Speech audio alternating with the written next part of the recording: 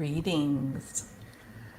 I don't know if anybody will ever see or hear this live anywhere, but I'm happy. Okay. I need to turn the light on. I can't see the damn thing. Hold on.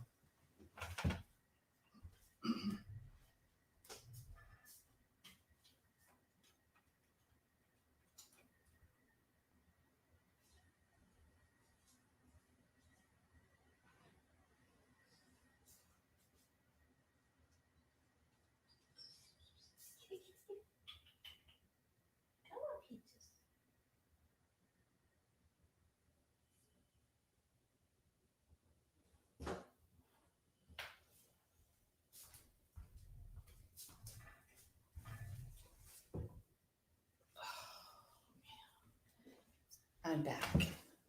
So,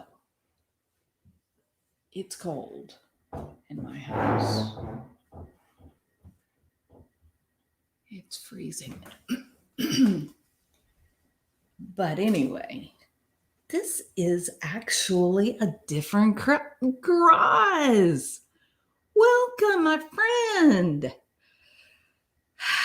Yeah, I got a little irritated, Graz. You know what I mean? So let's have a discussion about Nietzsche's abyss, shall we? So there is some,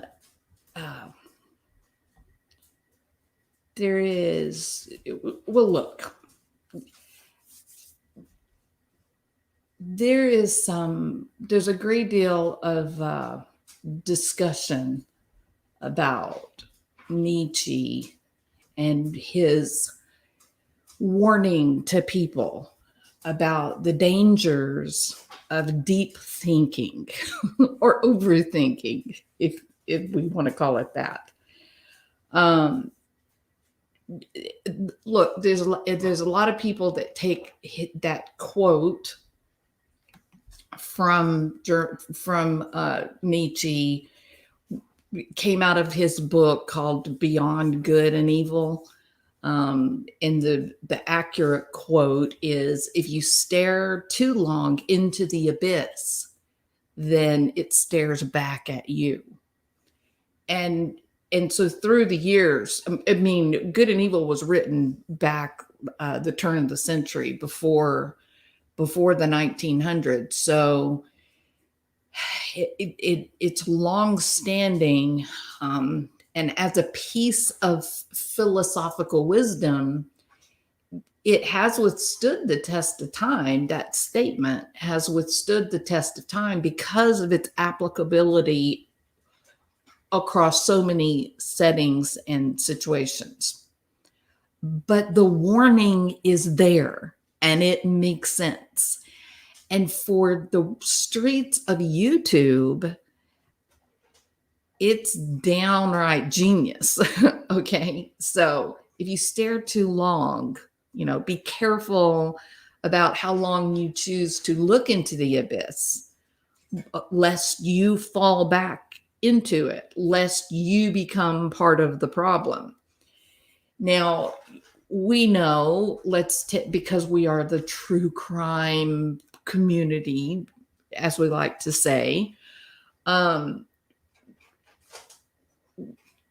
does that apply? Well, we know that let's say police officers that go undercover, and let's say that they're going to do ATF work, they're going to, drugs or firearms, illegal peddling of firearms, whatever. For those officers to be effective as undercover agents, they have to live the part, right? They have to, if you're going to try to bust up a drug ring in your state, then you have to become a part of the drug ring in your state. You have to look the part, you have to play the part. And for many of those officers, they actually will use drugs. They'll actually beat up people and become an actual contributing part of the drug trade. And then once the mission is fulfilled, then they may be on leave for 2, 3, 5 years trying to put themselves back together, trying to get get off the drugs that they've been using, going to a therapist to try to undo the lessons that they experienced when they were living the life of the drug runner. And again, this is another perfect application of Nietzsche, Nietzsche's warning: be careful to looking into the darkness, looking into the thing that you hate, studying something that is very deep and disturbing. Be very careful in your pursuit of knowledge in that thing, lest you become infected with that darkness. Correct? Okay. Happy New Year, T, please. I'm glad you're here. Hey, Lit Lolo, Sandra Summers. Hello. You know what? I got to be honest. I thought it was just going to be me. Hey, Mama Mo, welcome. I thought it was just going to be me in the new year of 2022 at 3 a.m. But I got triggered. Yeah, I got triggered. And what triggered me? My main thing that I despise, the thing that makes me say, I want to be a Walmart greeter. When somebody says, what are your professional goals, Jules? What would be the epitome, the height of your professional accomplishment? It would be to be a Walmart greeter. Why? Because you just get to treat people nice. That's all. That's your job description. There's no room for pedantic bullshit, right? There's no room for, let me prove how much smarter I am than the next guy. I don't need to prove how smart I am. I know. I've been tested. And maybe that's the difference.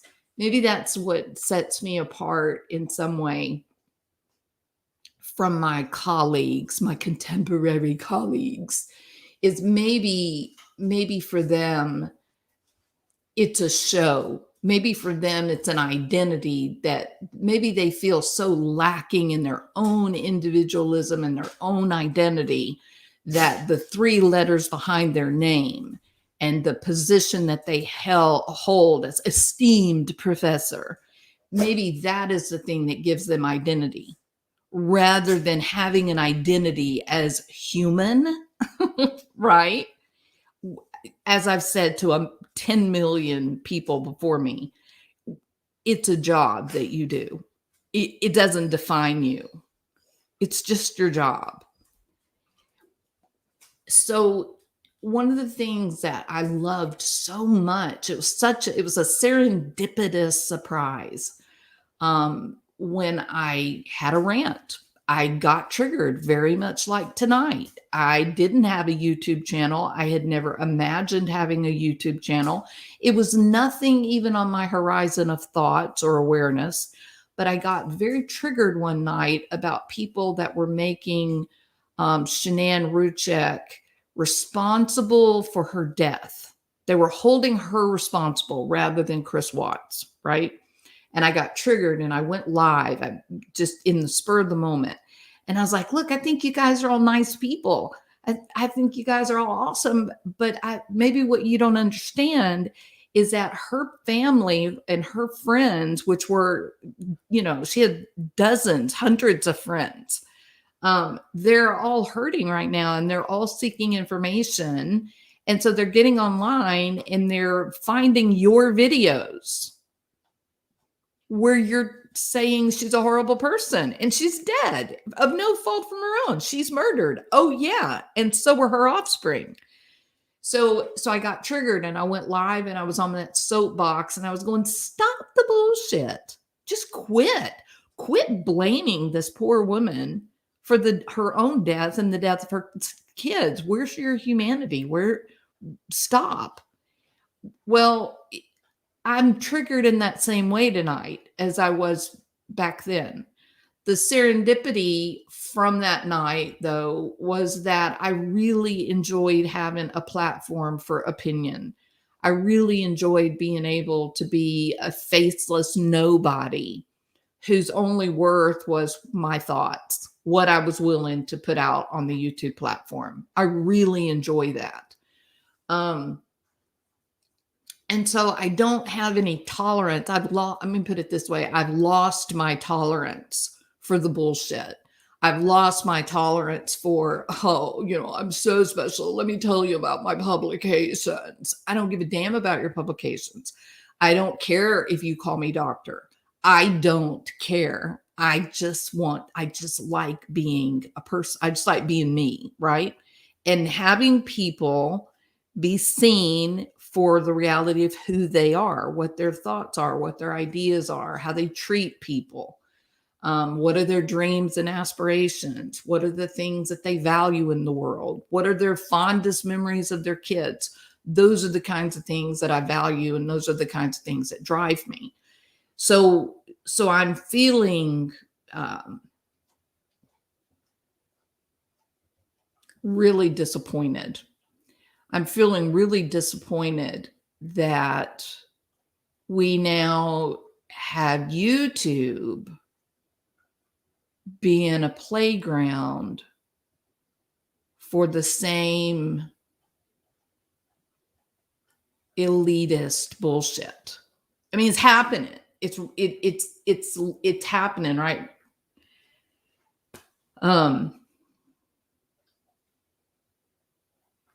So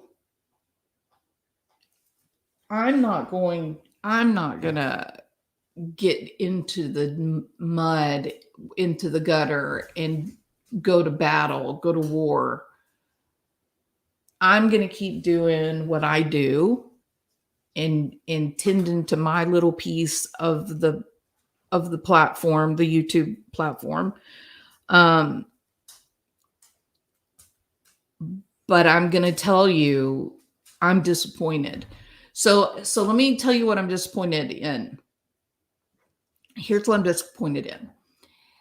And the people I'm talking about, they know who they are.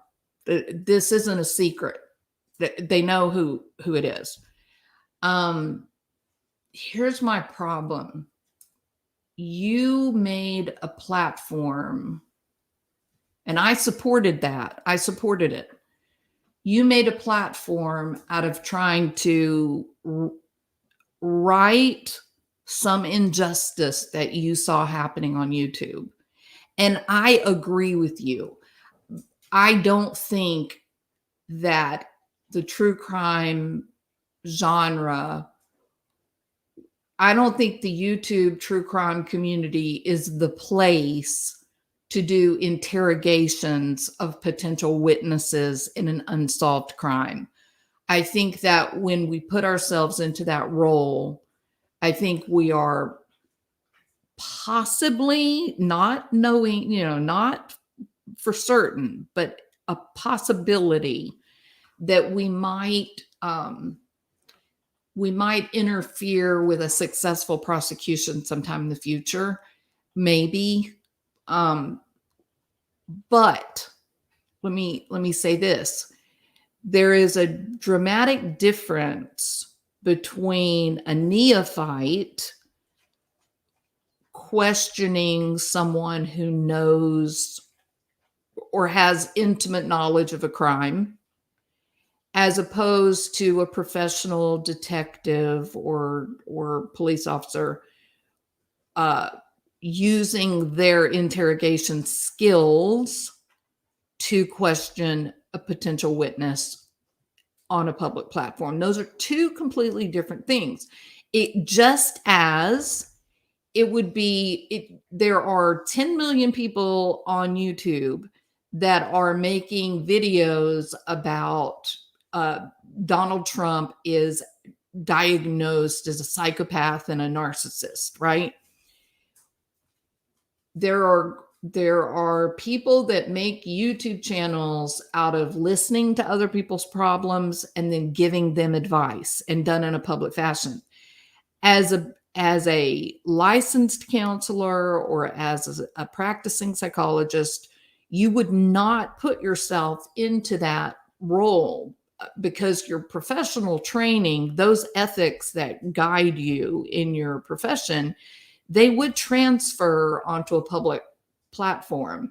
So there are boundaries for people that choose to have a YouTube channel, which is one of the reasons why, and I've been accused of being a terrible psychologist, and I've been accused of being cold and unfeeling because someone came into the channel and asked for my advice, or told a heartbreaking story, and I didn't take the time to talk with them and make them feel better. I can't do that.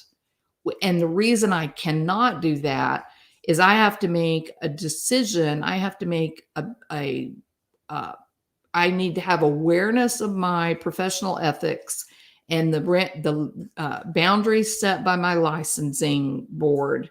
And I have to make a decision between what could be interpreted as me offering counsel or not, right? I can be a human being and say, I'm so sorry that happened to you. But what I can't do is to say, let's talk more about X, Y, and Z and what that meant to you. I can't do that. I have to protect others. That's the whole goal. And sometimes the greatest protection, because this is a very public platform, sometimes the greatest protection is to redirect a situation like that. And so the same thing holds true for a detective. In your professional life, you have professional ethics that guide you. There's rules to your profession. And when you conduct investigations, if you want any kind of evidence to be admissible in a court of law, then you have to follow certain rules and guidelines, correct? And going on YouTube to conduct a public interrogation is not going to provide evidence that will be admissible in a court of law. And in fact, it could actually set up a scenario of having good evidence be thrown out as a matter of hearsay, right? So I could have Don Wells come on my channel tomorrow and we could talk all day long. I don't have any training as a detective or law enforcement official. It would just be two people talking. But what I'm not going to do is I'm not going to invite somebody to come up on my channel and conduct a therapy session. You see the difference? So I think that for the people that triggered me tonight, I think that they're correct that you've got to be careful as a previous, and Duty Ron has talked about this himself, and I got a great deal of respect for Duty Ron. We have to be careful our own professional lives, that we continue to abide by our professional ethics, even as YouTube creators, right? And there's not a police officer anywhere that is going to do an interrogation and then air it on a public platform with no kind of oversight or intent purpose. It's just not going to happen. So I do value the interviews that Chris McDonough uploaded on his channel. I think there's a lot to learn. There's a lot of content for a creator. All of those things to be true. But I also think that when everything happened with the guy on YouTube, not YouTube, Twitter, I think he wandered off into, I think he went too far at that point. Okay. But I don't have to demonize Chris McDonough. I don't have to say he's all bad. He's the demon devil spawn. I don't have to do that. I was watching. AK is someone that I have a lot of respect for. He's funny. He's a humble guy. He's kind to other people. I like him a lot. Um, and I was actually live on Twitter one night, and I saw when McDonough doxed him. And that made me unhappy. And I said, with regards to McDonough, doxing is a crime, but you already know that because you're a professional. Your profession was law enforcement. You know that that is a crime.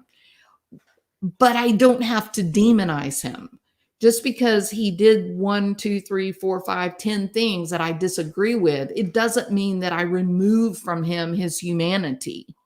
Correct? It's just things that he did that I didn't particularly like. He's done things that I have liked as well.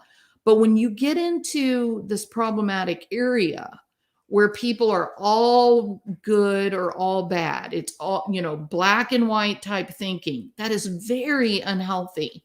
It's very unhealthy. It's unhealthy for you to engage in black and white thinking. It's unhealthy. The goal becomes, if you're truly an intelligent person, if you're truly committed to rational thought and logic, then you avoid black and white thinking at all cost.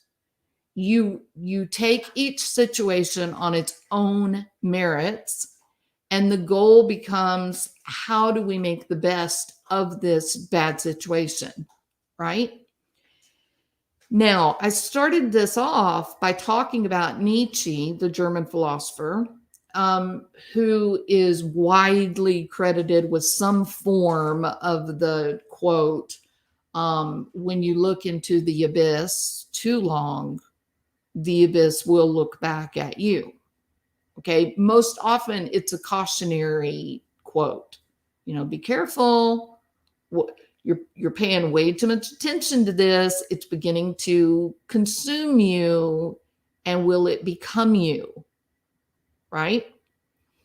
And so this particular person, not AK, of course, I adore AK, but this particular person and his fan club, they have now taken it upon themselves to diminish and demean what appears to be every single true crime creator on the platform. That if there is a true crime creator who is running ads on their channel or who is accepting super chats, then somehow those are very bad people. They're unprincipled piranha, right? Feeding off of the misfortune of humankind. And that it's only by believing the things that he believes that you can redeem yourself. That your opinions must align with the great new principled leader. I don't know why, but the image of Apocalypse Now keeps coming to mind. maybe it's because of my history in, among the academic elites, those that are very, very impressed with themselves. I am not going to accept that the demonization of an entire group of creators is either appropriate or sane. It's neither.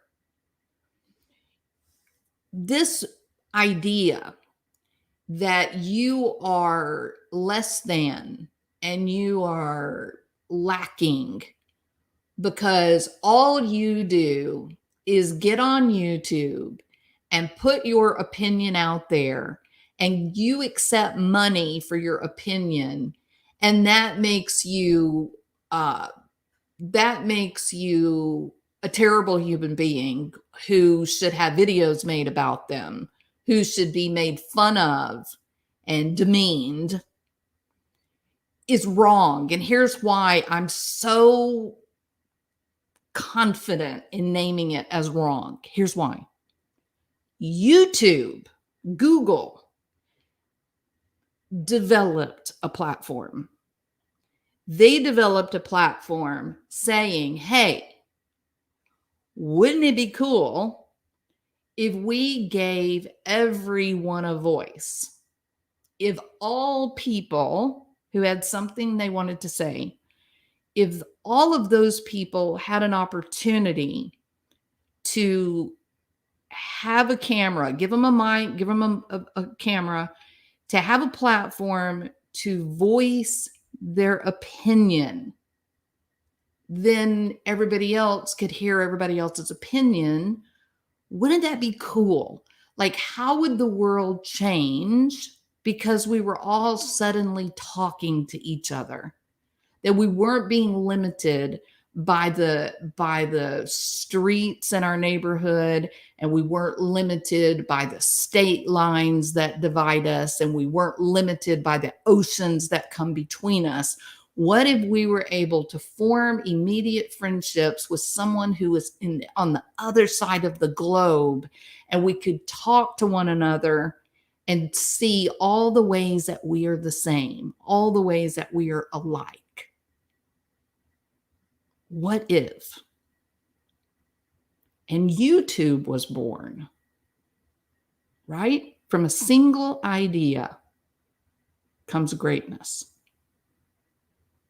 So YouTube was conceived in the notion that all people have a right to an opinion and to voice an opinion.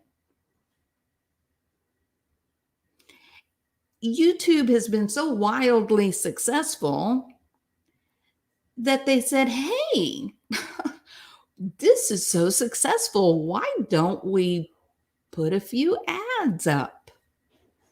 And so they did.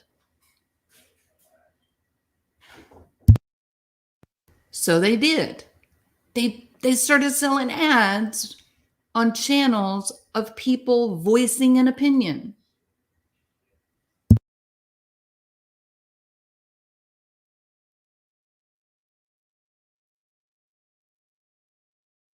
Sorry about that. And so they started selling ads. And now there's a profitable platform. So those among us that are willing to put out content, whether it's opinion, talking heads like Sean Hannity or Rachel Maddow, or if we're photographers and we choose to make our channel one that highlights our art, or we're gamers and we stream our gaming, platform for hours on end, it doesn't make any difference. YouTube says, I want to put ads on your content. You're interesting. People like to hear you. People like to come and listen to you. They like to watch you play your games. They like to hear you fight and argue with each other. They like to see your art. Can we run ads on your platform because you're attracting people to your platform? Can we do that? Yes. And so creators began to make a little bit of money. Not a lot, not enough to quit your day job, but a little. This is YouTube. This is what we do. If you have something to say, you make a channel and you say it. And if people are interested in what you say, then you might be able to sell a few ads and make a little bit of a paycheck. That's it. And that we now have the academic elite invading our space with their bullshit, that there's only a few very real experts on the planet, and all of the rest of us, illiterate, illogical, irrational deplorable slime should just be happy lying about in the primordial ooze as the elites educate us on what we should think. I can't, and I won't. For my paycheck, I have to keep my mouth shut and show reverence for the truly intelligent amongst us. But I don't have to do that on YouTube. On YouTube, I get to be me without all the bullshit. I develop an opinion. I put it out there on the platform. If you guys like it, you watch it and you hit the thumbs up and subscribe button, and I make a little bit of money. If you don't like what I say, then you don't watch it. You hit the thumbs down, and I don't make any money. Pretty simple. It's a pretty simple concept. Believe this. You don't have to be a mental giant to have a YouTube channel. You just have to be interesting. And interest is there's a lot of different types of interest, right? Interesting can come in the form of a bird flying inches above breaking waves. Interesting can be a horrible car wreck with twisted metal lying all about the place. And interesting can be a little teeny tiny roly-poly just making its way through the dirt. Interesting comes in unlimited forms. And interesting is what sells YouTube ads. So my content doesn't look anything like the channel where they take candy and they mix it up in bowls. Those sons of bitches have 1 million subscribers, and all they do is mix different kinds of candy. It's the weirdest thing you've ever seen. My content looks nothing like Scott Rice. The difference between this is interesting. This is very interesting. So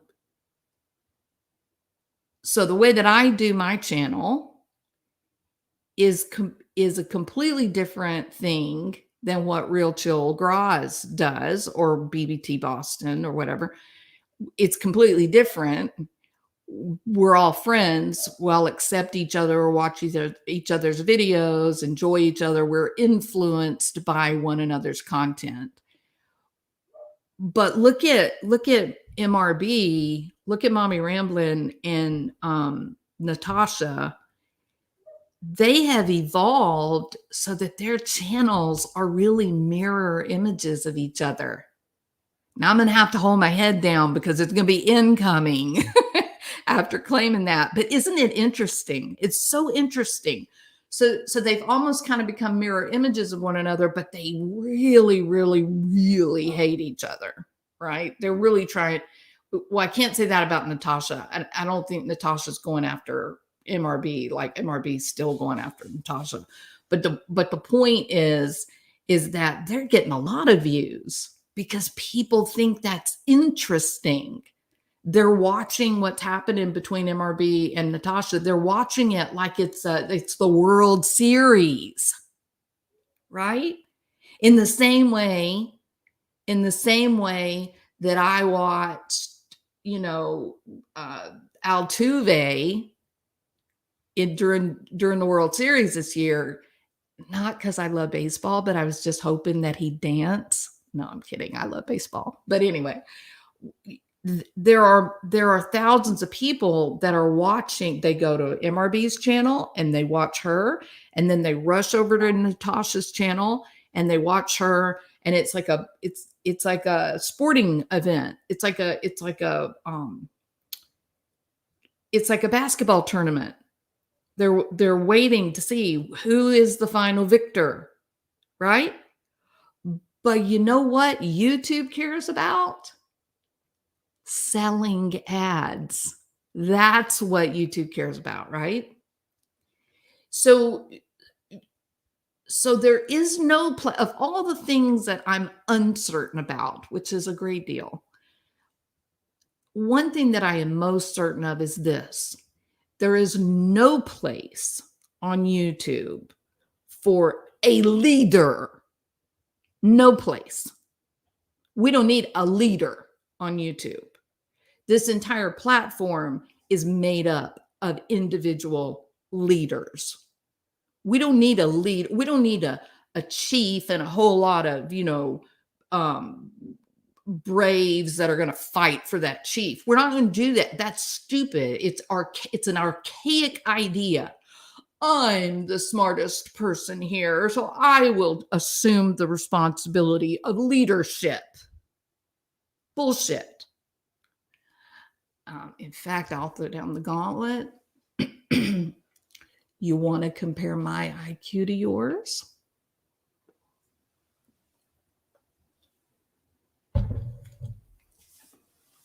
We have to stop this. Stop.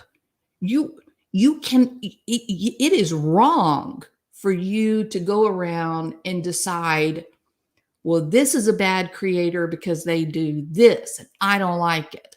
And this is a bad YouTube channel because the creator does this and I don't like it. And this creator does this and I don't like it. And this creator does this, I don't like it. This creator does this, I don't like it. This is not a healthy environment to establish. In fact, there are professional psychologists or psychiatrists or criminal profilers that would say a person who has the arrogance to say, this creator is thinking wrongly. And because this creator is thinking wrong, they do not deserve a voice. So shut them up. I think that history has shown us a handful of despots with that very same idea.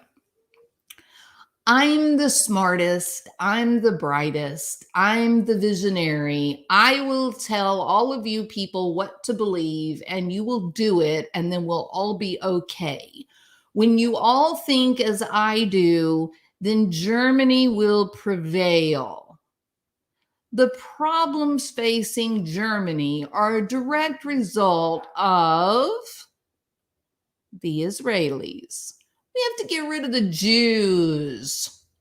It's the Jews' fault. All those learned people, the professors in our universities, they're misleading our youth.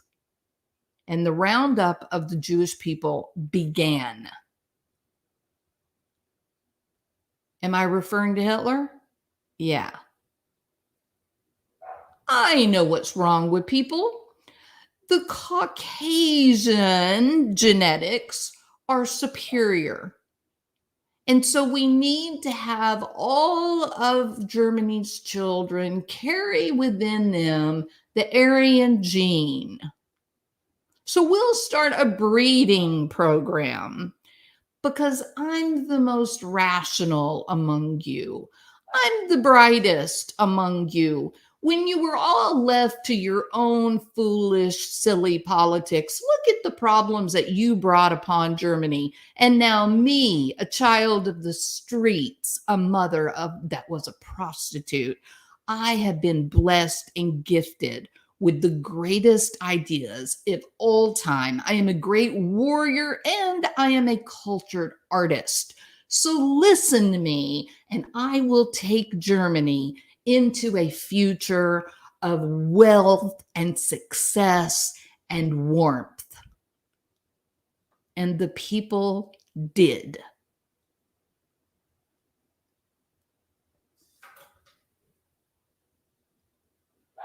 No, there's not one rational person.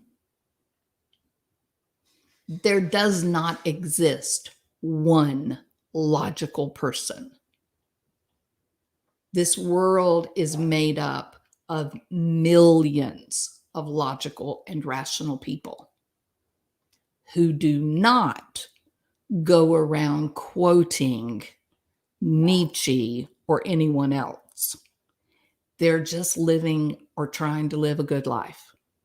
They're trying to keep their priorities satisfying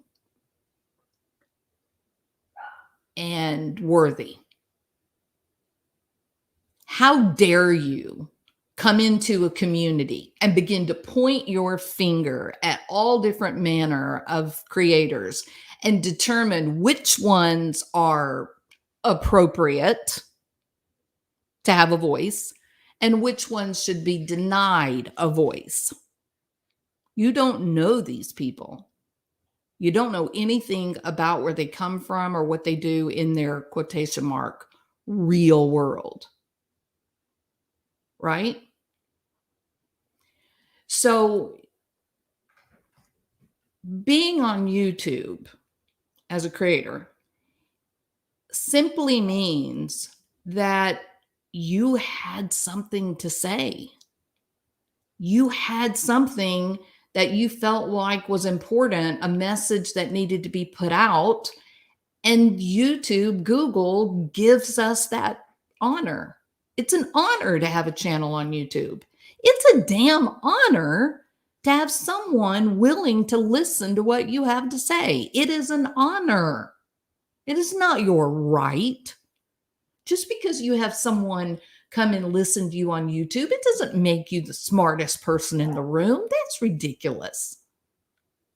I mean, you got some people that are getting some pretty heavy view time that are not particularly brilliant. But what are they? Interesting. Yeah? All right.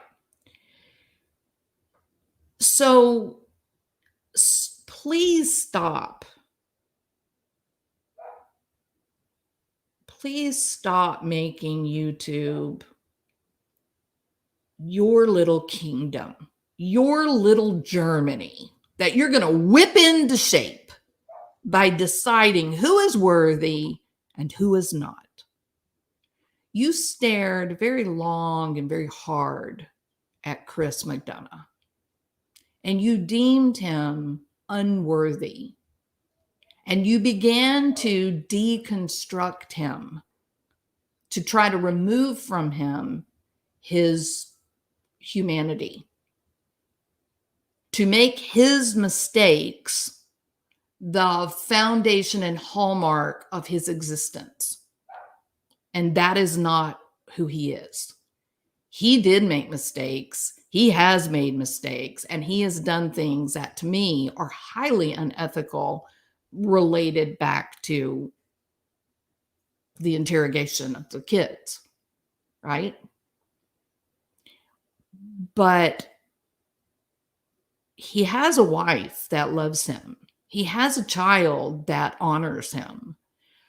He has friends that are committed to him.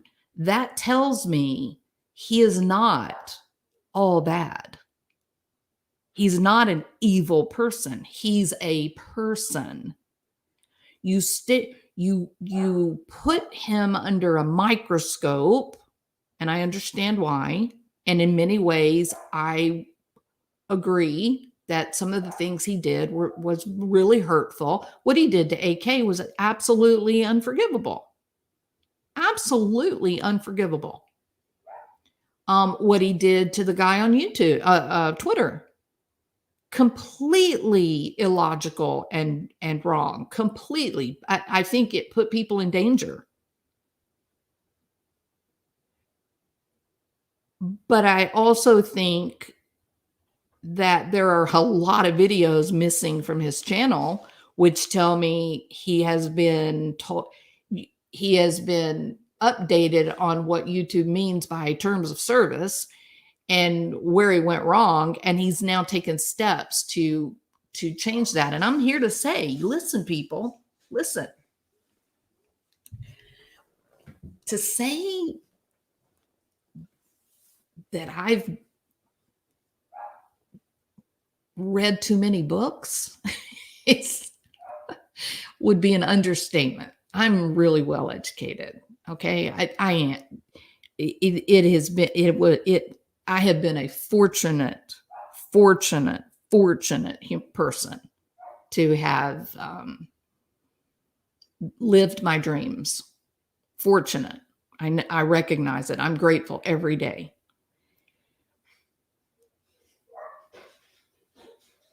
Hold on a minute. My dogs are going crazy. 1 minute.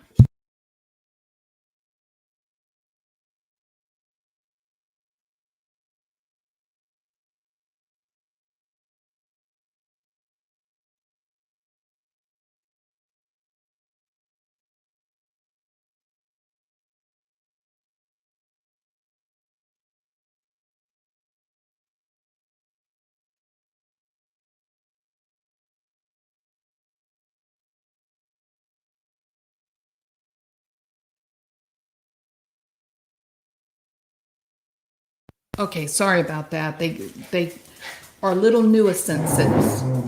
I have a little white dog and a little black dog that are worse than toddlers. Okay, sorry about that. Okay. So going back to that theme of Nietzsche. Oh, my microphone was turned down too low. I'm sorry about that. Going back to that theme of Nietzsche and staring into the abyss. You turn so much of your intellect to evaluate one person, right? And it's satisfying. It's effective. You achieve your goals, and it's a lot of hard work. If you're a scientist or an academic, then the intense view of a restricted topic, you can get lost in it, right? I mean, you spend literally hours, you look up, 5 hours has passed on the clock, and you just are like, wow, what happened? Where was I? So you throw yourself into this and you watch him and you watch his videos and you evaluate everything about him and you use your laser focus and intellect to drive home your message. And it's satisfying. It feels good to your brain. And because it was rewarding, because you got a massive dopamine hit, that dopamine says, hey, guess what? You're highly likely to repeat this same behavior in the future. And so you did it again. How? By choosing a supporter of Chris McDonough to turn that laser focus upon and to engage in that same satisfying ritual of study and evaluation and product. And you get another massive hit of dopamine, which means, hey, I'm likely to repeat this behavior again sometime in the future. And then you got to find another supporter of Chris McDonough to turn your laser focus on. Well, guess what? Eventually, you're going to run out of targets that are justified. But your brain doesn't care about justified. Your brain just cares about the next dopamine hit. And now you begin to exploit people. Now you become a little dictator like Hitler who says, hey, we may have run out of Jews over here, but what are they doing over there in Austria? What the hell's going on over here in Poland? Maybe we could march on old Paris.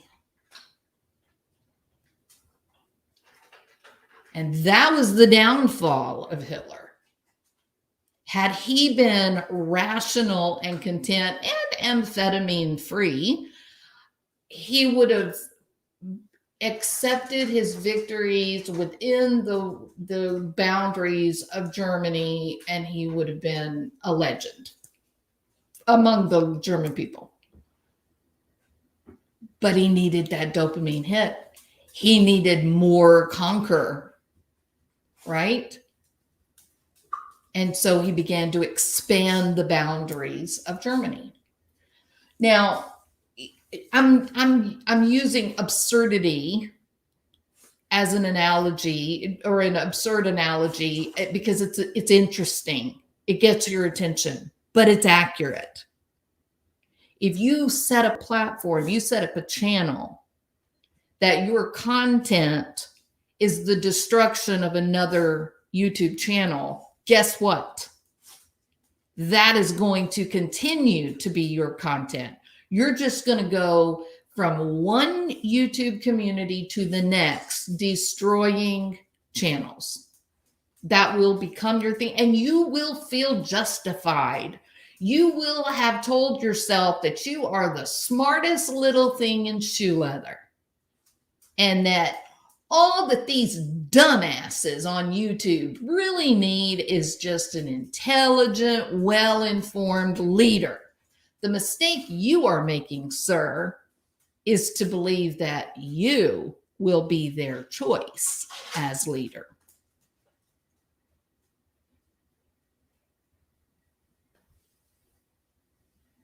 There's a lot of smart people on YouTube. A lot. In fact, there are some very smart people on YouTube that don't need to throw around their pedantic personality to impress others. Some of us recognize the value in the vernacular of the peasantry. Donald Trump. There you go. There's a guy that recognized the value of speaking the regular guy's language. There's a man who recognized, I don't have to go out there and talk down to people and tell them that they're also stupid and foolish, and that I serve as the example of the non-stupid or the non-foolish. He recognized it was much more effective to be one of the guys. The most hated man in American history got elected president. Not because he was so smart, right?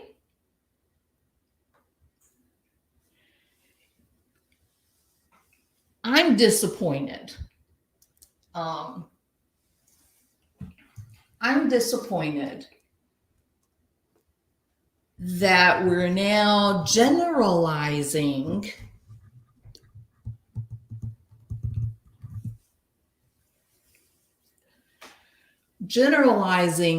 the negative evaluation of other creators in an effort to get more feedback for myself. I'm disappointed in that. You made some really funny videos at the expense of McDonough. You made some really insightful and interesting content related to what took place related to the Gabby Petito thing. It was interesting and insightful, and people responded well. I pushed your channel. Other people pushed your channel. You made great friends. But now is the time, I think, to pull back, to recognize that you've received accolades, you've received dopamine in the form of approval of your targeted videos on other creators. And it felt good for you.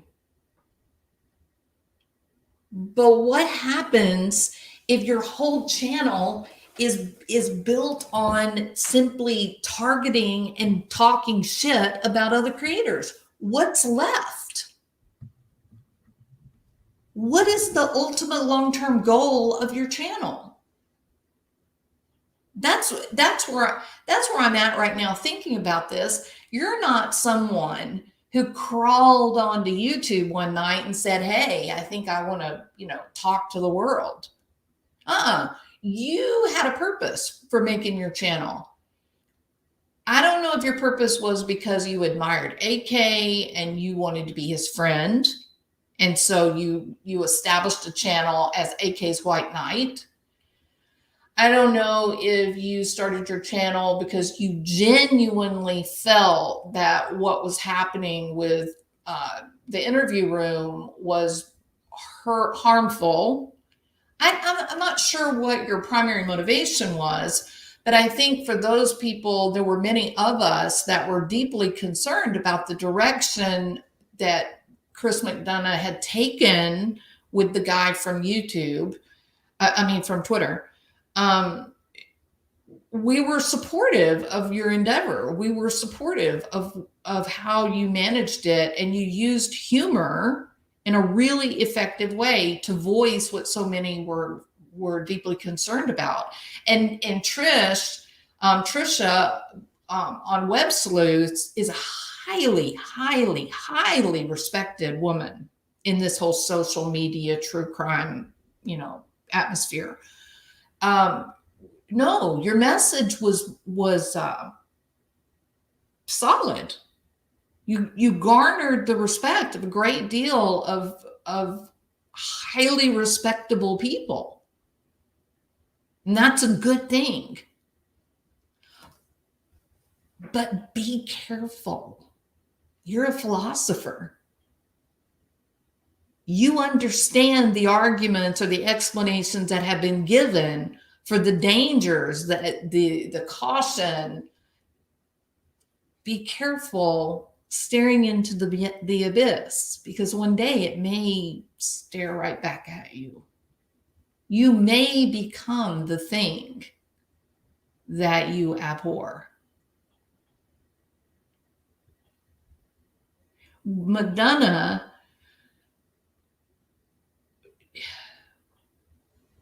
became exploitative, not because he's evil, but because he is a human being, and the brain loves dopamine.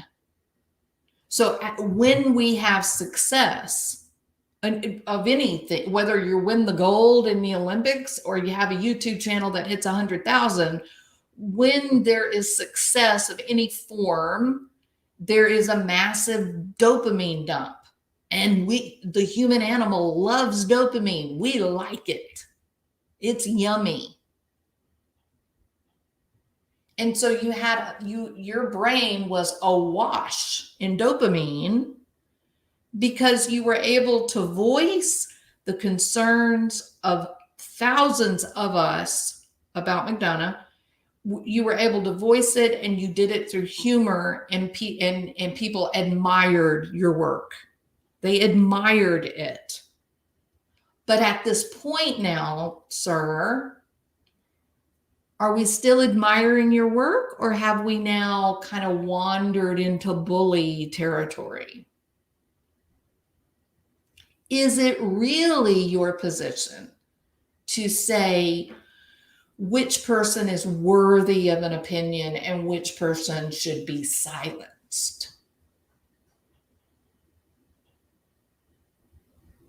And that's a question you're going to have to ask yourself in the quiet of your mind, right? It'll be the thing that determines how you move forward. I know AK. I don't know him. I don't know him in his personal life, in his real world, but I know what he has allowed people to see on this whole YouTube platform thing, right? He's a kind person. He's a nice person. He doesn't like the idea of people being, going against each other. And you say, oh yeah, but what about McDonough? Wait, yeah, but McDonough targeted AK. McDonough, he drew first blood. He did. And I know there's a lot of people that really admire Chris McDonough. They are mad heavy supporters of the interview room. I get all that. And I respect you. I don't have, y'all know I watch it. I've covered that his content. Y'all know that. I'm trying to be real. I'm trying to be logical, and I'm trying to be accurate. Okay.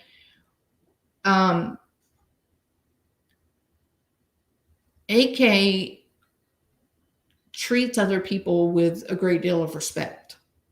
And McDonough drew first blood. He docks the man. He's got a wife and he's got a kid, and he wants his home and his family safe and protected. And when a well-known celebrity uses a public platform to call you out and target you and claim that you are going after his wife, you have now put that family into danger. It wasn't a game. It wasn't smack talk, which I'm sure that's what McDonough thought it was. It was just talking smack. It was just guys being, drunk at the bar kind of thing. The problem is that this was YouTube. It's a public platform, and there's some unstable people that watch and listen to us. So it does put people in danger if an influential person like Mr. McDonough targets an unknown person and says, this is a bad guy and he's trying to hurt my wife and he's trying to hurt my kid, and y'all need to know that about him. You have now, McDonough, put AK and his family in danger. And if someone put your family in danger, you would be fighting too. Let's be real. So I'm not counting that. That was real world, and I understood it and I recognized it. But aside from that, AK doesn't get into the mud in all of this petty crap. He doesn't get into all this petty crap. He doesn't like it, I don't think. He has ideas about things. He doesn't care much about the personal bickering and disagreement. And that's honorable, right? Great minds talk about things, not people. But you already know that because you're a philosopher. You're also human. You got a great deal of positive feedback from the humorous videos that were made to highlight the wrongs that were happening. And that was a good feeling. And now you would like more of that dopamine. But remember Nietzsche. Ask yourself, do you really, really, really want to continue to silence voices simply because they are not thinking like you, because their opinions are not in line and congruent to your opinions and ideas? That all this YouTube true crime community needs is a leader. You said that, sir. Those words came out of your mouth. All this group needs is a leader. Someone rational and logical. Someone who can use critical thinking. Well, remember the last critical thinker we had? Y'all remember that? Yeah, she's being sued for $10 million.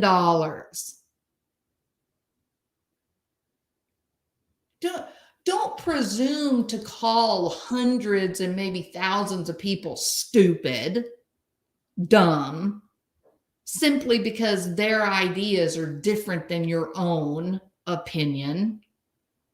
Don't do that. It's demeaning and humiliating.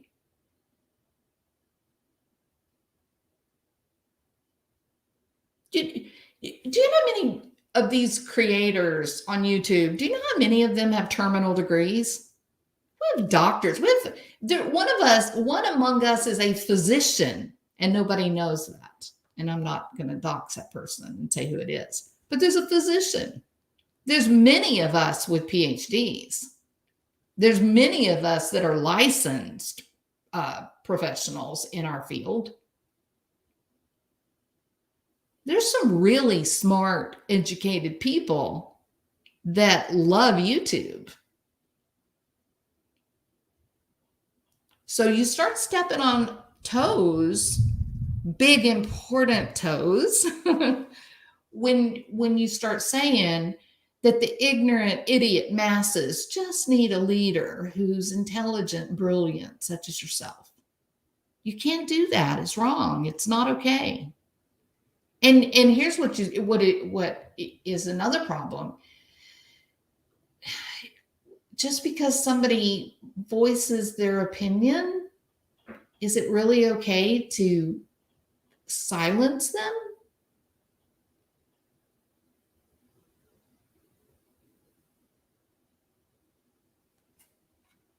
All right. I'm probably going to catch hell for this video, but that's okay. Yeah. Hey, Anna Jackson, how are you? Hello, Kara. Let me try to make this bigger. I can't see in the middle of the night. Analytical talks over everyone. What? Yeah, well.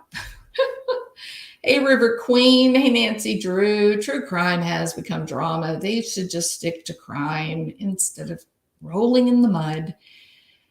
Here's the problem with that, Nancy, is what gets the views? What gets the views? Right? The drama, the karama, the screaming and yelling back and forth and cursing, it gets views. It gets lots of views. It's wrong. It doesn't make any sense, but it is humanity. It is people. It's what we are. I wonder if the person Jules is referring to is watching her live tonight. They are live as well. I don't think they're watching me, Hannah. I don't think that I don't think I'm on their radar. I think I am one of the uneducated, uninformed little bugs in the primordial ooze.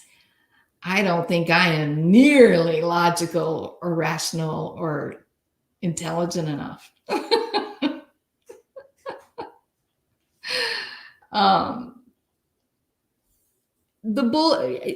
So this is the whole idea with this Nietzsche analogy is you call yourself, or you believe that you put a bully under a microscope and you deconstructed the influence of that bully. And that was a good thing. Nobody likes bullies. Bullies are bad. Okay, let's just get that out on the table. Bullies, bad. Kind people, good. Okay. But now have you become the bully? And so if that person does end up listening to this, I don't think they will, but if they do, that's my question. You stare and, confirmation bias, you look so hard for bullies. When you find a bully, then you put them under the microscope and you pull out individual behaviors and whatnot. You stare so long and hard, confirmation bias rewards, and you find bullies. At what point, sir, have you now become the bully?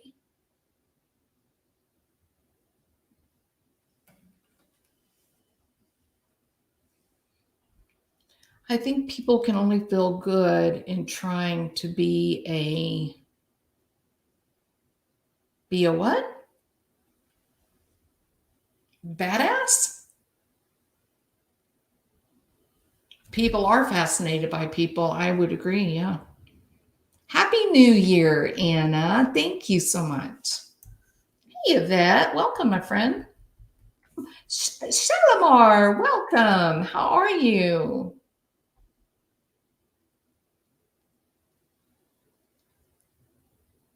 I don't know what that is. The DV outburst from, what is UMNT? UMNT.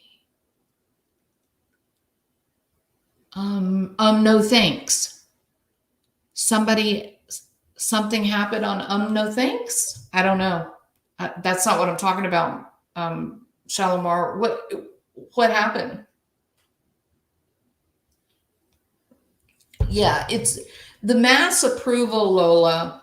The mass approval that this person experienced, and it was well founded. I mean, his content that he put out was really, really enjoyable and interesting. He used humor. He's well educated. I mean, it's a great product, no question. It was a great product. But after you've taken down the bully, what's left?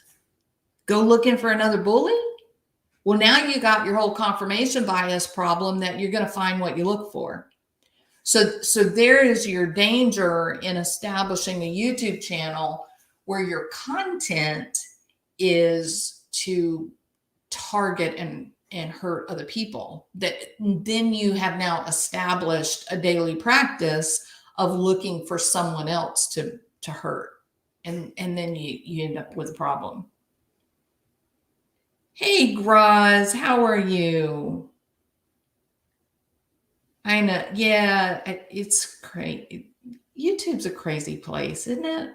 It's a crazy place. We just need to.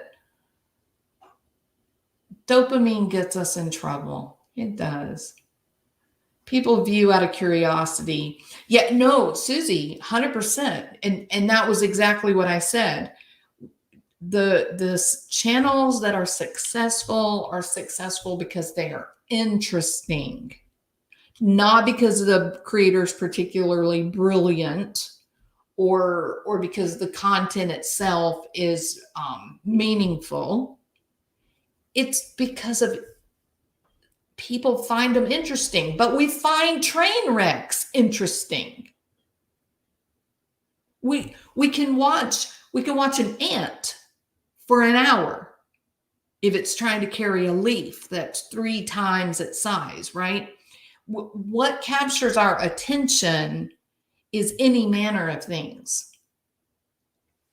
So interesting is at the heart of YouTube success, not brilliance, not logic, not rational thought, but interest.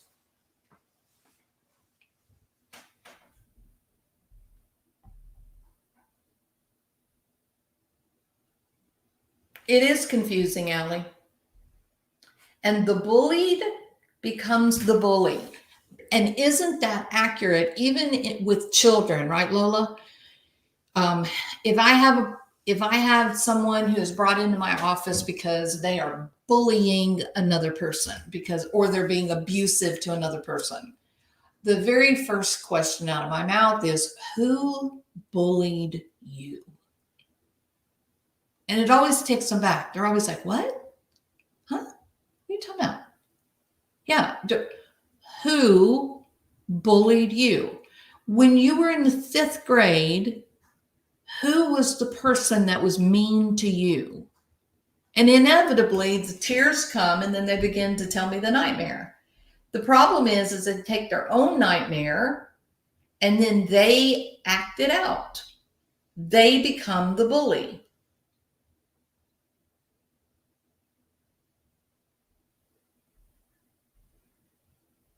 What did Black Rose say? Let's see. I got bullied for the first time in my life this year. Oh my God. I'm so sorry, Black Rose. People are just crazy, right? I'll email to Josh. Thank you, Martian. I would appreciate that so much. Thank you. And the same for you, Graz. Yeah, I wish I was at Machu Picchu. Why don't you and your lovely bride, why don't you guys go to Machu Picchu and take some video for me? I want to go so bad. I've been so blessed and so fortunate. That's the one place that I really, really want to go and haven't done. Yeah, I agreed, Snow Bunny. I'm with you all the way around. And people make mistakes. I've made mistakes. I made big mistakes on my YouTube channel. You know, I acted out in frustration. I got mad. I can think of 3 nights maybe where my behavior was not it was not anything that should have ever been public, but I was mad and I was embracing my frustration. And I had a lot of emotion that had built up, the death of my dad and whatnot. And I acted out. I made a choice to act out. I mean, I knew I had a choice to turn off the YouTube and do whatever I was going to do, or to go after the person that had, hurt my feelings. And I made the choice to go after the person that hurt my feelings. And I wish that I could undo that. I wish I hadn't done it, but I did. I'm not proud of it. So we all make foolish. Look, being a YouTube creator, you have to be very careful. It is very hard to accept or to recognize that it's not just you talking to a couple of people that are in the room with you, because that's what it feels like in the moment. Like right now, it just feels like me and you are just having, just a discussion among a few friends. But this time tomorrow, there will have been 1,000 people, 1,500 people that will have heard my words. So as a creator, it takes a little time, I think, to put it in perspective and recognize, be careful about your choices. Whatever you do on your channel, it should be intentional. It should be because you thought it out. You made a conscious decision that this was the information that you wanted out, right? That you would like to have connected to you. All right. If I respond or stand up for myself, I'm not so nice way against my bully. Am I then a bully too? It is called, so it can be called reactive violence, Yvette. And I would say no. I think that if you were being bullied, and this is where I ran into trouble, and you probably remember this. So I was being bullied. I had a creator who was talking crap about me, and it was all the time. Little dog whistle moments, directly naming me, saying that I was a drunk, and it was weird. It was crazy stuff. And even though it made no difference to my real life, it was not anything that had any kind of influence on me. As a YouTube creator, I found it to be really frustrating because I was trying to figure out how to be a creator. I was trying to figure out what it all meant.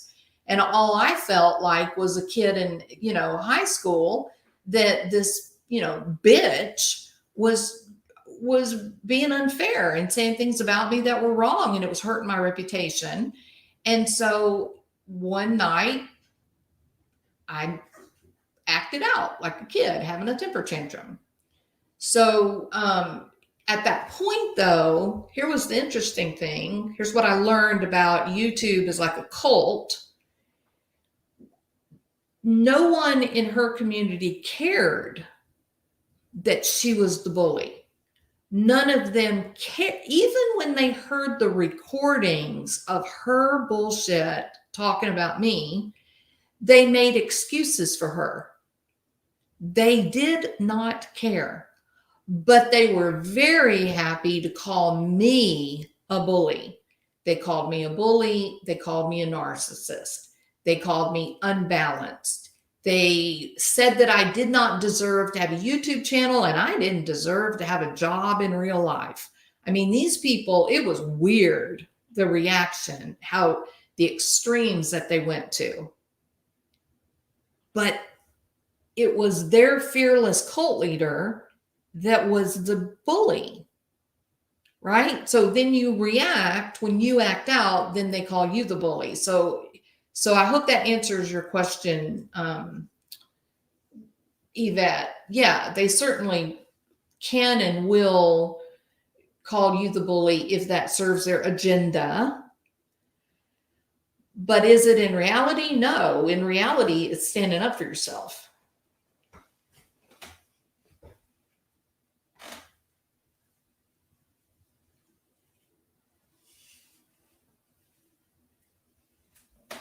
And of course, it's kind of funny because at this time, that same person that bullied me, she has played out the same act over and over and over, always saying, oh, they're being mean to me, they're targeting me, I'm the victim, I'm the victim. But it's every time. Like, I've never seen one person who's been attacked so many times.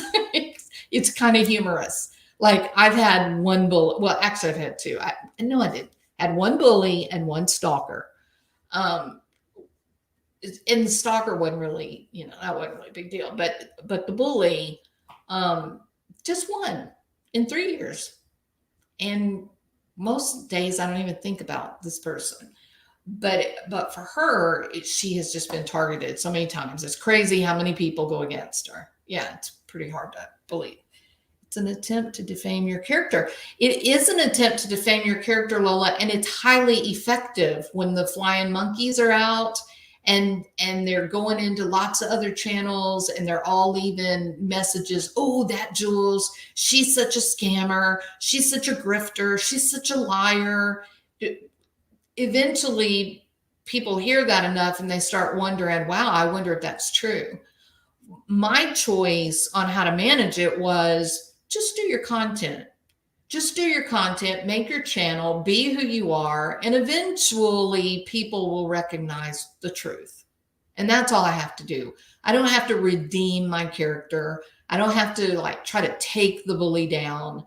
I don't have to lower myself and be engaged in Jerry Springer kind of stuff. I just have to make my content and be proud of my behavior. That's all I have to do. And then people will either respect that and recognize the reality, or they won't. They'll choose to be in their cult, and that's okay too. That's the difference between me and someone who believes that all YouTube people, subscribers and creators, are just uneducated peasants. And all they need is a leader. Like, I almost fell out of my chair when that person said that. No, I think in my real life, I'm very well educated and I'm very successful at what I in my chosen field. On YouTube, none of that matters. On YouTube, I'm Jules. That's all I am. I'm just someone who really, really, really does not like Barry. Actually, I'm somebody who enjoys hating Barry, right? Like there's Barry Morphew, but it's enjoyable to sort of make jokes about Barry Morphew. I'm just an individual without all of the other stuff. And that's all I want to be. That I want to be judged for the person. I want to be judged for my ideas, nothing more. So none of that other stuff matters. I don't believe I'm smarter than anybody else. I don't believe that I can do it better than anybody else, because I don't think that intelligence is what makes a successful YouTube channel. I think interesting makes a successful YouTube channel. Stay in your lane and walk forward. What you do next is on you. There you go, Susie. Absolutely. There are lots of us that are not the loudest. We sit back and watch to see who you are. It all comes out in the end. We hope so, right? Yeah. Didn't hear this leader quote. Yeah. It was there. Connected to the inevitable, I'm just trying to teach people to be rational. Sir, rational thought is a matter of, psychopathy. People are either rational. There's a continuum of rationality. So we're either rational or not rational, or somewhere in between. We don't need an esteemed elite to teach us how to be rational. We don't need to be taught to be critical thinkers. We're not in class. We're not at university. We're just a bunch of adults with an opinion. We just need to treat each other with respect. It's interesting to see how other people think, what their ideas are, but never, ever would it come to my mind that it was my job to teach others to think properly, i.e., think like I do. I don't want that. I want other people to have, I like a life where there's many different opinions and ideas. Who said we were all peasants? I don't want to give my money or time to someone that thinks of me like that. Thank you, Holly. Absolutely. Old bear. The old bear. He is grumbly like a bear.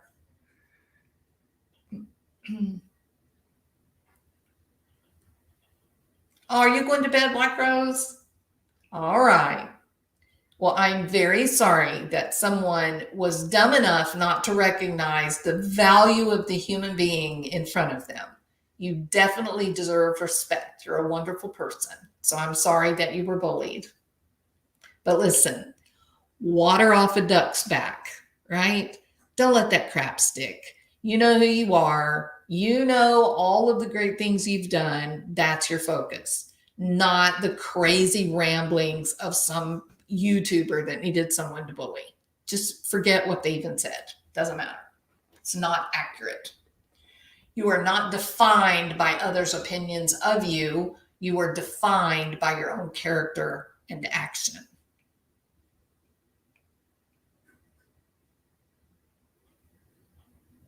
Hey, Dawn Marie, how are you? Cheated no more. Welcome, cheated. Or not cheated. I guess we need to call you not cheated, huh? Hey, Susie Mac. All right. So, what are your thoughts on this idea of being needing a leader on YouTube? I think what I'll do is I'll drop a link. Hold on, copy to clipboard.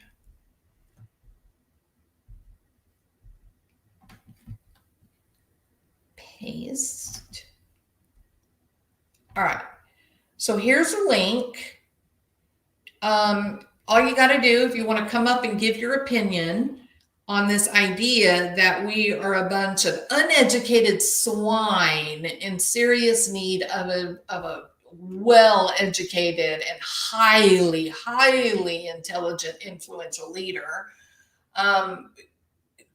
click the link. Come up and voice your opinion. I will wait and give you time to get your camera turned off before I put you up on the platform. So don't be worried about, oh, I look terrible. It's the middle of the night. I do too. I had slept for several hours when I woke up, I guess, from all the fireworks and ended up watching this particular channel because I like to listen to people have intelligent conversation. And then I ended up getting triggered because there was so much, disrespect and whatnot. I don't mean disrespect of me. I mean disrespect of other people.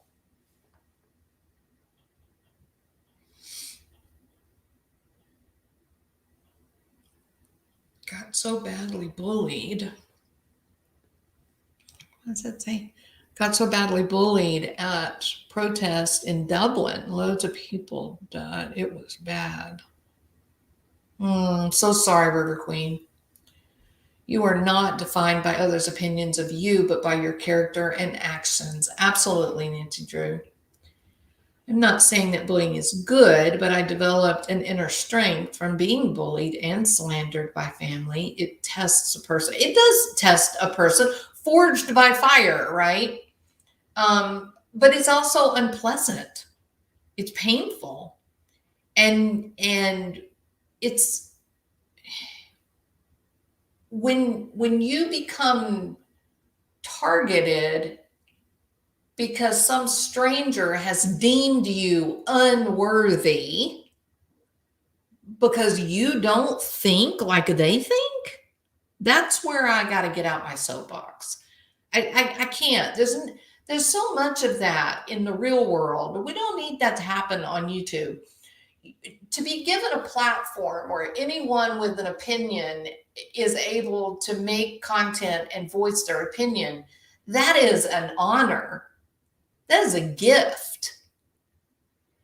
And so you have somebody who decides that all of these people on YouTube are too uneducated or stupid or ill-tempered or unworthy to have a platform, and that they require someone to teach them the proper way to think. Well, that's where you got to draw the line, because YouTube is not, the success of YouTube is not about being the most logical or the most well-educated. It's about being interesting. It's about being given the opportunity to voice your thoughts. And if you're a true academic, if you are a true intellectual, then you want a platform, you want an environment that is accepting and welcoming of the alternative. The more opinions that are in the conversation, the more interesting and worthwhile is the conversation. When there is one opinion, regardless of how many people are in the conversation, 100 people in conversation, but that they're all repeating the same opinion, you have an echo chamber, and that's bullshit. A true academic, a true intellectual wants their opinion to be challenged. They welcome the debate. And no, you're wrong. You don't have to be trained in formal debate skills. That's just ridiculous. This is YouTube. This is not Harvard or Yale or your little obscure university. This is YouTube. This is the real world. This is people. So to say, oh, but we just can't have intelligent discussion because people don't know the rules of debate. You are fluffing your feathers.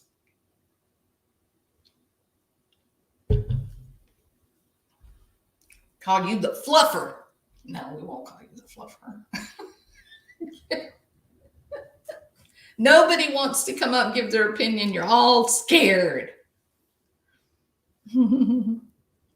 Thank you, Martian Planet. I'm definitely going to read it. Thinking someone is better than you. Hi, Anne Frank.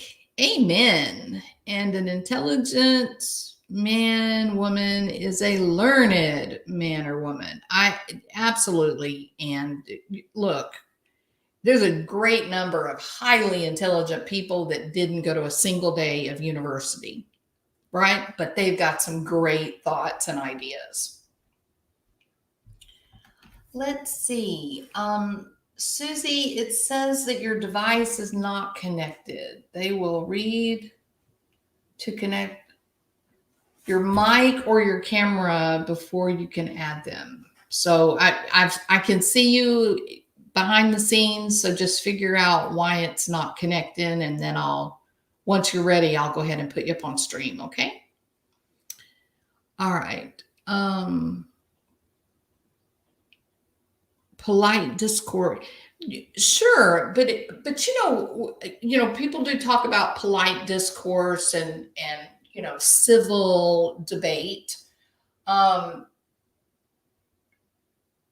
look, have you guys ever tuned in and watched the British parliament, those people get fiery. I mean, they do. And sometimes in the Capitol in the United States, they can get pretty heated.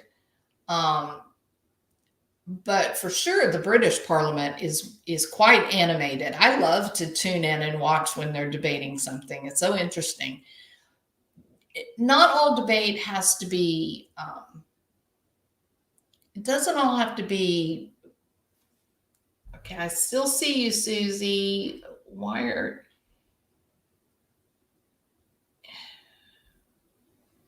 Yeah, it's still showing that your devices are not connected. You may need to restart your computer or just reboot and see if that will connect it. It's not even picking up your microphone or your camera. It doesn't show me anything.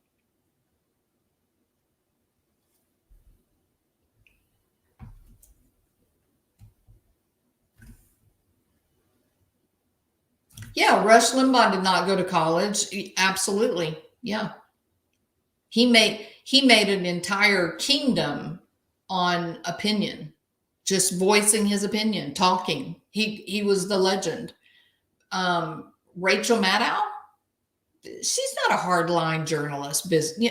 She talks. She's a talking head. She just gives her opinions. Sean Hannity just gives his opinion.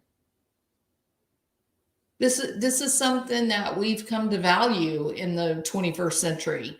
Is we like to hear other people voice their ideas. We enjoy it.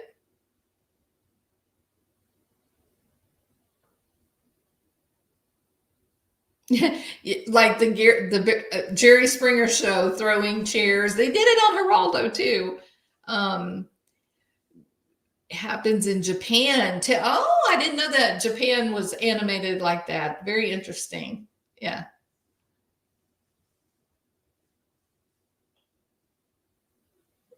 Tim Pool did not go to college. Okay. And what's his name? Oh man.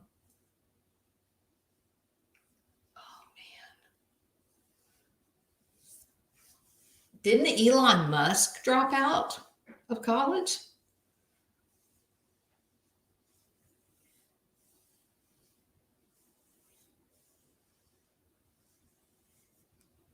Yeah, Rachel Maddow came right out and said that she provides entertainment, right? Hey, Susie, I see you now. Okay. Say something. Let's see if we can hear you. No, so I don't hear you. So I think you're going to have to click on your microphone. Look at the bottom on the far left. You're going to see it says mute, stop cam, mic. Make sure all those are working. Working. I hear you now. Welcome. You hear me now? Yes. Hi. Yes. How are you? I'm doing great, and it's very nice to have you up on panel. Thank you. I've never done this before, and I'm in my PJs, so I am too. So it's okay. We're having a pajama party. It's such an interesting topic because, I'm not that long in the true crime kind of genre on YouTube, and just been kind of blown away with the amount of bullying and hypocrisy that goes on within the whole creator side of it, and I feel it really does an injustice to the true crime community because yes, there's going to be personalities that, don't get on and have different viewpoints and just don't want to see another point of view. Maybe all them things to me are okay. You're a unique creator, so you should have your own kind of integrity as to what you feel when you're actually doing covering a case.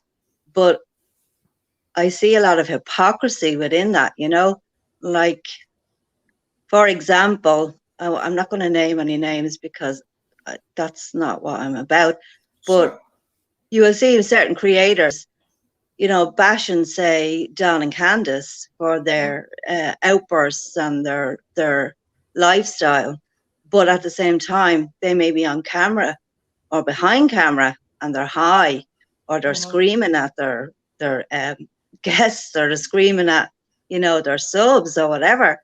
And I just find that kind of very very difficult to kind of say, well, is that okay? That you're bashing somebody because you don't agree with what they do in their life, but by the same token, you're behaving very similar. Yeah. So I just struggle with those type of things, because I like to keep it on, thoughts about things and discussions. And, yes, I don't think Don and Candace have behaved very well in the YouTube community. But by the same token, I would say that they're very damaged people, Yes, And absolutely. I just see the people. I don't see necessarily what they do, if that makes sense, because I don't know how I would be if I lost my child and I was already addicted to substances. I could be very badly behaved in public because of that, Of course. Um, Yeah, because so that's it. That the use of drugs and alcohol, that is generally that person's coping mechanism, right? So if you experience a trauma as significant as the loss of your child being abducted or worse, what are you going to fall back on? You're going to fall back on the use of your alcohol or drugs or whatever it happens to be. For me, I just think that, sorry, I'm at the pressing something there. I just think that the people say innocent till proven guilty. Now, we all have opinions, and we can all say, like, okay, I don't trust them, or I think they were involved. I think, they did something to their child. But equally, another person in chat could say, well, I don't think they did something to the child. But it seems like the creator of that chat, the person hosting the YouTube, dictates then what they're allowed to say or not voice in the. Absolutely, yes. Yeah. I find that very, very wrong. Because on one hand they'll say I allow all opinions, but when the opinion doesn't line up, then there's a problem, So I would love to see people just uniting to find the child. I don't care what other people actually think about the parents. I just want to know where that child is. Same with Monkey and now little Lena. Yeah. So this is something that I've been thinking about, and in the same way that the channels that get involved in all this drama and they're bashing each other back and forth, or they're screaming or cussing or whatever, those channels get a high number of views, right? They become very, very popular very quickly. But look at what's happened with Summer as opposed to Lena or Michael Vaughn. Even though Don and Candace have been acting out in a public way, I mean, they called into YouTube talk shows and they went on camera. The reward for that has been to keep Summer front and center on all of these supposed true crime channels. You've got stories like Lena Heal and Michael Vaughn, and because you don't have this erratic and highly dramatic parent acting out, they're not getting the same views on the YouTube channels. Yeah. Which what is that? What happens in terms of the likelihood of somebody recognizing the child? Maybe Michael's out there, maybe Lena's out there, but their story is not getting to enough people. I was really surprised this last crime con that they had in Austin, that Becky Patty, who was the grandmother of Liberty German, the Delphi murders. It was shocking to me, especially here in Texas. It was shocking to me that she said there were so many people at CrimeCon that did not know the story of Abby and Libby.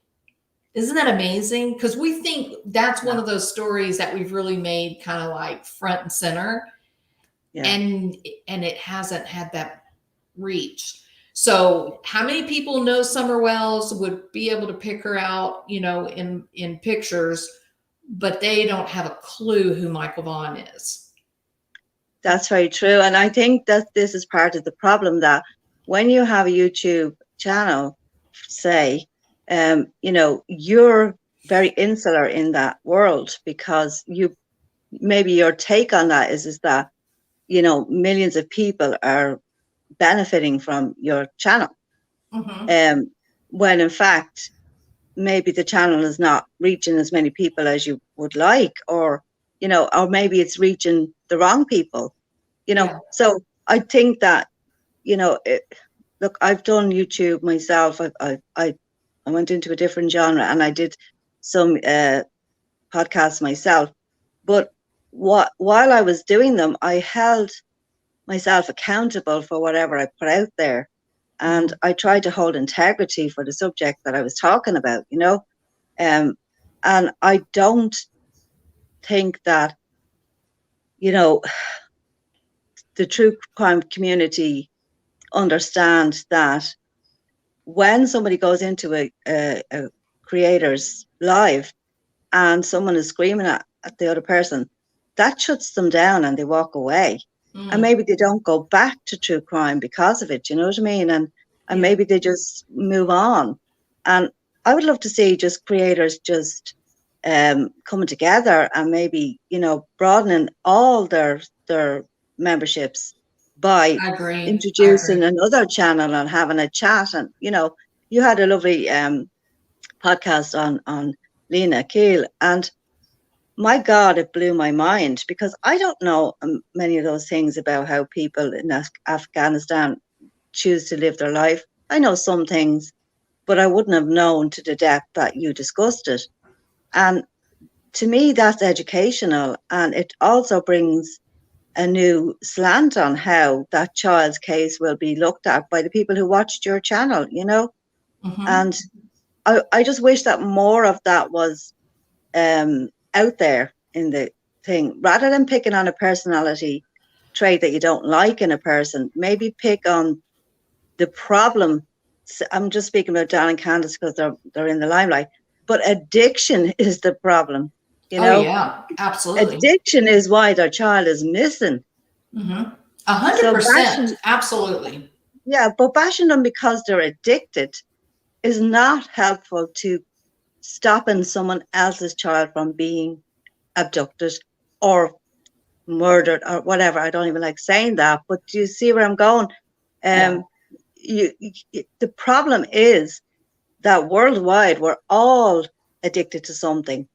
And my take on everything is that look at the issues that are causing these children to go missing and try and fix them and stop blaming the people. You know, absolutely. And then maybe we won't have so many children abducted and killed and murdered, and just, you know, sold off to trafficking, whatever the case may be, because it's the root problem that needs to be discussed, not bashed, you know. Yeah, and to me, I think of the takeaway from the whole Summer Wells story. To me, the big focus, if I was going to kind of exploit, I guess, the story, my focus would be on how badly CPS failed to protect these kids in this home, because the addiction has been there. It's multi-generational. I mean, you go back and you look at both Don Wells' family and Candace family.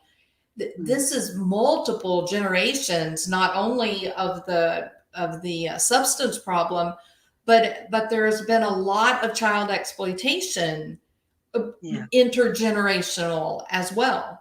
So this was sort of just like a train wreck waiting to happen. I mean, it was bound to happen at some point. Yeah. given the lifestyle of the family. Yeah. And we would hope that our child protective services, we would have hoped that they would have stepped in and at least tried some re-education for the family or some oversight. And by all intent purposes, that did not happen. To me, there's your story. Why didn't Yeah. it happen? Where was CPS with Yeah. all the things that were happening with these kids? Why were they not involved in this family? Now, one thing that very few people talk about is that the week that Summer went missing, CPS was supposed to come to the home. Yeah. So some people have kind of woven that into the story and said, oh, well, they took Summer to protect her from being taken away by CPS. Well, why didn't they take the boys then? If that's the case, they have two young boys as well as the older boy, right? Yeah. So no, I think Candace was probably using, and she disappeared. Somebody got her. Was it a drug? Was it part of the drug use? What was it? An accident at the horse pond? We don't know, but she uses substances, and it's highly probable, because of the trips to the hippie house and the references to vaping and the alcohol. She just wasn't available to provide proper oversight, I think, and something terrible happened. Yeah. And now it's been a cover up, right? I totally agree with that. I feel that I look at Candace and I see a deeply, deeply wounded and grieving mother. Yeah. Not many will agree with me. I don't care. It doesn't matter. Nobody has to agree with me. It's my own personal opinion. I'm not going to shove it down anyone's throat. But I think that Candace, the first thing that I felt made me go that direction was because in the very first interview they gave with WHJL or whoever they are, and Dawn mentioned something like, oh, well, she could be, in the dungeon somewhere with somebody. And Candace's look on her face showed me that woman hadn't even thought about that and was deeply offended by him saying that. Yeah, and if she closed her eyes. Yeah, he said something about, she just turned around and stared. She went, why are you saying that? The shock that she experienced in them words. Now, she was probably medicated through that interview. I see that. But I also saw a genuine reaction of shock. And to me, I go by what I feel is genuine. I don't go by hearsay, or I don't go by, another person's opinion. I just go by my gut instincts. But I'm getting off topic, I suppose, there. But what I'm saying is that, to me, we're all responsible when a child goes missing, because we've all taken our eye off the ball. We've all ignored addiction. We've all ignored abuse. We've all ignored all these issues that we're dealing with. And most people have them in their families. It's not something that just happens to 10 people. It happens in many, many families that addiction is there.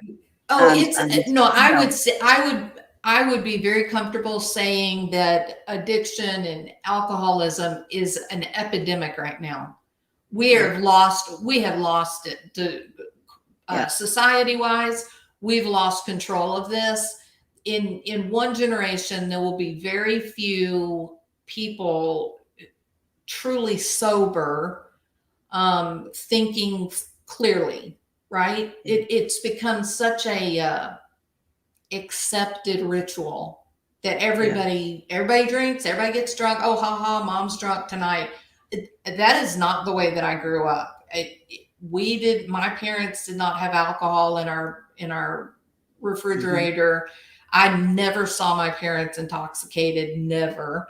And my husband and I made the same choice. We don't want to be hypocrites. We want to raise our kids to be healthy. We don't want them drinking or using drugs. And so we're going to have a lifestyle where we don't drink or use drugs. Yeah. But that is a minority. alcohol here in the United States, you can go into a pharmacy and buy wine and beer. It's the weirdest thing to me to go in and buy cigarettes in a pharmacy. It's very strange. Yeah. And I grew up very similar to you. Like, I had a very supportive, loving home, and there was no addiction in my home, but there was addiction in the outer community of my home, if you get what I'm saying. Mm-hmm. And I saw a lot of very sad stories because of it. But what it taught me was empathy. It taught me Yeah, yeah. compassion. And it taught me to try to be better for myself and not teach that in my own home. Mm-hmm. But you made a very, very good point there a few minutes ago. You said CPS were meant to call. According to the rumors, we don't know if that's true. But why aren't people sitting in chats discussing the letdown of CPS in this case, instead of always being about bashing Yep. to people? Yep. No, I agree. That, to me, that's the heart of the story, is that CPS dropped the ball in helping those kids. Yeah. Absolutely. No question.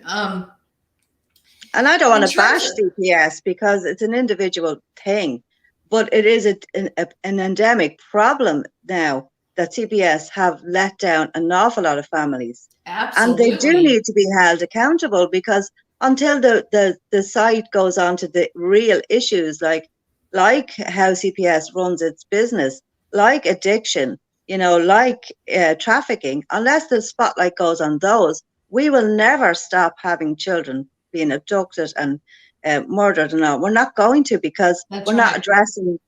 addressing what caused the wound. Yeah, no, absolutely. And it's it's not just poverty in Appalachia. We've got here in Texas, we have an overload. The foster care system is just absolutely decimated by the number of little kids that are being brought over by the coyotes that are coming out of Mexico and South America. They abduct children in the home country, Bolivia or wherever. They abduct children to carry with them so that when they get to the United States, then all of the group that are with the minor child, they will be allowed into the country and given a court date to come back. But it's a shoo-in. They're in the country if they have a minor child with them. They disappear, and the minor child is now found wandering the streets of El Paso, or hiding behind a car crying. Yeah. And there's no homes for them. I mean, there are literally thousands of children, and there's no way to know who their parents are or where they came from. It's devastating. It is. So the plight of small children in our country, and CPS trying to manage the demand, again, it's almost unmanageable, at this point. So Yeah. no, you make great points. As for this focus on Dawn and Candace, and the many videos and hours of videos that have been dedicated to Summer, the result has been that Summer has one of the most recognizable faces of all missing children, Yeah. probably ever, right? Yeah. Apart from Madeline McCann, maybe, but It's very similar to Maddie. Yeah, very yeah, similar to Madeline McCann. But yeah. how many people focused on Madeline McCann's parents, that they were shady, that there was a story? And so again, it was the gossip that really propelled Madeline's face to become internationally recognized. Yeah. But little I Michael agree. Vaughn, he doesn't have that luxury. He Yeah. hasn't. People wouldn't be able to pick out his picture today. I guarantee you, if I put up 4 kids, more than half the people in my channel would not know who Michael Vaughn was. Yeah. I'm not trying to deflect from what you started off this live with, because it's a very, very vital topic that you brought up with, bullying, and where do you draw the line on calling out people and stuff like that. And I just feel like that there is this big brother kind of mentality out there, let's watch someone else have a meltdown. Let's watch the train wreck, as you said earlier. We Yeah. all have that kind of part in us, none of us are perfect. Like, let's face it, we all have those little bits in us that wants to gossip or wants to, bash somebody some days and love them the next day. But Yeah. I think when you own a platform, I think you have to step outside your insular little room that you're created, and understand the broader picture of what your words will do and what your actions will do. And if you truly are for true crime, well, then let go of that side of it, and just say, I'm not bringing it into my channel. It doesn't belong here. We're here for the children. We're here for the missing person, whatever, adult, doesn't matter, and just keep the focus there. And I think we have to stamp out what I think is tearing the true crime community apart, because It, I've never seen this in any other community.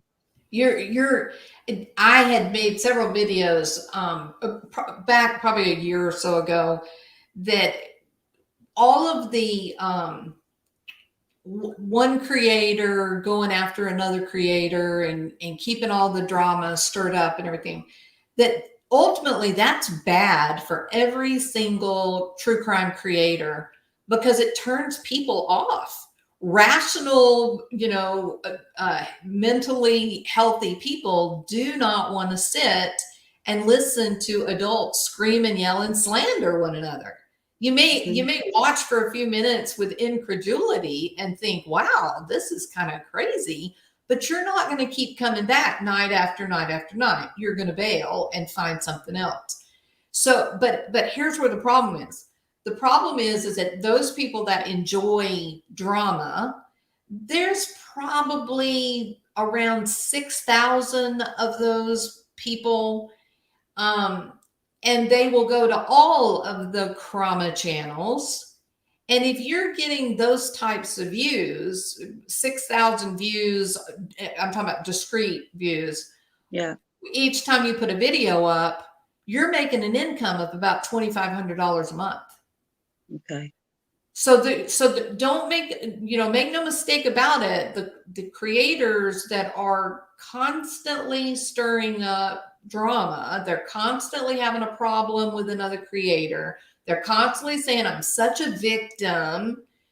They're generating views that are resulting in an income. Yeah. And the question becomes, as a creator, the question then becomes, do I want to have this Jerry Springer platform? Yeah. Am I willing to lose my self-respect to put out that kind of regular content? And yes, I make my money at the end of the day, but I got a lot of people that think I'm insane. I've got a lot of people that, think I'm just nuts. So, I think I think there's a decision that gets made, Well, about whether you're willing to do that or not. absolutely. Well, I'm an energy healer, and I understand chaotic energy, and Yes. what it does to, it kind of creates this kind of vortex, of a negative frequency that will Mhm. keep drawing you in if you're holding a negative frequency for any reason, Yeah, well, I mean, you're describing the metaphysical forces of what I would call trauma bonding, and it's Yeah, very powerful. yeah. And what we're seeing in the true crime community, and I'm not excluding myself from anything I'm saying here. I am not perfect. I have trauma. I have unhealed parts of me too. But I see the unhealed really in the chats and on the screens, they're triggered by the murder or the abduction or whatever, and their trauma is what's triggered in the chat. Yes. And then it creates a frenzy of this chaotic energy. And that energy then has a like a double-edged sword. It goes back into your unhealed trauma, because you've just given it recognition, but you haven't decided to do anything about your own anger or your own frustration, you know. Yeah. And I feel that very strongly within this genre, because it's about terribly hard topics, and very sad topics, that what you will see displayed is your own unhealed trauma, you know. Yeah. And Yeah. I just feel like I would love to see people just getting rid of this side of the hypocrisy and the bullying, you know, and the victim blaming. And I just would love to see, and I don't know how that would happen. I have no clue. And I understand it is probably money based at the end of the day, clicks and views. I understand that. And if you need money, you're going to do what you need money for. I don't blame anybody for this. I have no judgment on anybody. I just would love to see a different way of being in the community, you know, just evolving. Yeah. That's all. Yeah. No, I agree. I definitely think that because of the nature of the topic, I think it does attract a lot of people that are dealing with old wounds or unresolved losses. And then I think that, like you said, I think that fuels the high level of emotion, and then you get all this disagreement and fighting back and forth. Um, one of the people that kind of has supported Don and Candace, they've kind of become like the protector, like the white knight for Don and Candace, is a guy named Benny. And Benny, by his own history, by his own words, he has described a history of dealing with some substance stuff. So that highlights what you're saying, that the people that can identify with Don and Candace, they're going to stand up and say, no, no, no, Don and Candace did nothing wrong. And the people that look, they think of alcohol addiction and whatnot, they think of that as being synonymous with neglect of the child. Then they're going to look at that drug and addiction problem, and they're going to say, oh, see, this is the proof that they did harm Summer. Yeah. And now you've got two large groups of people that are polarized against one another, and little Summer's in the middle. Yeah. So that's fueling some of the drama. But again, there are those channels that are very aware of the dollar bill, and they understand that the creation of discord will result in increased views, and they will get a bigger paycheck at the end of the day. That's not all of them. There are many channels that are legitimately trying to cover the story, and they get emotional about the whole thing, and that's, they have disagreements back and forth. But I will tell you, I made a conscious decision to do very little on the Summer Wells case. In fact, my husband asked me, why aren't you covering this case? It's huge. All these people are making money, making videos. And I said, that's exactly why I'm not, because it's turned into a circus. It has become a circus, and I don't want to be associated with all of the hoopla, And occasionally I do make videos related to the Summer Wells disappearance, but it's pretty few and far between. The videos I made with Michael Vaughn have gotten very few views. The videos you make with Lena, very low views, but if you make a video about Summer, you get a ton of views. Yeah. So it is a very odd environment. If your goal is one where you're wanting to grow your channel, which why would you not want to grow your channel if you're going to go to the point, if you're going to go to the trouble of providing legitimate content, aren't you doing that because you're hoping to make your channel more relevant, right? Yeah, it's definitely a double-edged sword. It's And such a double-edged you know, sword. Absolutely, yeah. yeah, and I don't want to hold you up too long, but I just want to say, probably the last thing I'll say is that I see a lot of people that say, I hate that person, whoever. But realistically, how can you hate somebody you've never ever met and do not know? You know, it's not real. It's just your own compassion mixed up with, frustration and all that, like that. Yes, Like, yes, genuinely, I don't think it's possible to hate anybody you've never ever met. yeah. Um, it's a misconstrued word. It, it Hmm. it comes from a very passionate place, but it's not correct. And Yeah. when you throw around words like hate and things like that, it actually drags up an awful lot of more chaos. It Hmm. drags up a really big field of energy that we don't need, that we need to really calm and heal and look after each other through Hmm. these times. When we come into chats, it's nicer to look after yourself and whoever's in the chat than go the other route. So I think we all have a responsibility ourselves in a chat to be better people. Yeah. And Yeah.